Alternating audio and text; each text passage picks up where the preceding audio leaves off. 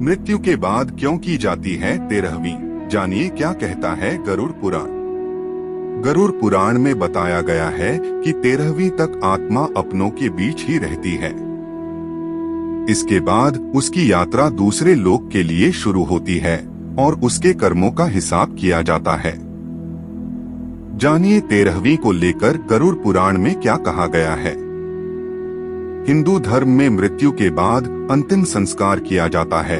इसके बाद 13 दिनों तक मृतक के निमित्त पिंडदान किए जाते हैं और आखिरी में 13वें दिन उसकी 13वीं होती है। गरुड़ पुराण में बताया गया है कि 13वीं तक आत्मा अपनों के बीच ही रहती है। इसके बाद उसकी यात्रा दूसरे लोक के लिए शुरू होती है और उसके कर्मों का हिसाब किया जाता है। लेकिन क्या कभी आपने सोचा है कि आखिर 13वीं क्यों की जाती है और इससे उस मृत व्यक्ति आत्मा को क्या लाभ मिलता है? अगर आपको इसकी जानकारी नहीं है तो यहाँ जानिए इस बारे में गरुड़ पुराण में क्या बताया गया है। वीडियो में आगे बढ़ने से पहले हमारे YouTube चैनल हिंदू ज्ञान संगम को लाइक सब्सक्राइब करें और कमेंट में राधे राधे लिख दें। आपका कल्याण ही कल्याण होगा।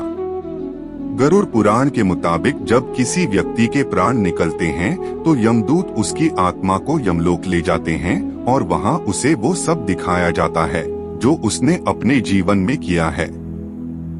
इस दौरान करीब 24 घंटे तक आत्मा यमलोक में ही रहती है। इसके बाद यमदूत उसे उसके परिजनों के बीच छोड़ जाते हैं। इसके बाद मृतक व्यक्ति की आत्मा अपने परिवार वालों के आसपास ही भटकती रहती है, क्योंकि उसमें इतना बल नहीं होता कि मृत्यु लोक से यमलोक की यात्रा तय कर सके। इस बीच परिजन मृतक की आत्मा के लिए नियमित रूप से पिंडदान करते हैं। गरुड़ पुराण के अनुसार मृत्यु के बाद 10 दिनों तक जो पिंडदान किए जाते हैं उससे मृत आत्मा के विभिन्न अंगों का निर्माण होता है। 11वें और 12वें दिन के पिंडदान से शरीर पर मांस और त्वचा का निर्माण होता है। फिर 13वें दिन जब 13वीं की जाती है तब मृतक के नाम से जो पिंडदान किया जाता है उससे ही वो यमलोक तक की यात्रा तय करती है। पिंडदान से आत्मा को बल मिलता है और वो अपने पैरों पर चलकर मृत्युलोक से यमलोक तक की यात्रा संपन्न करती है।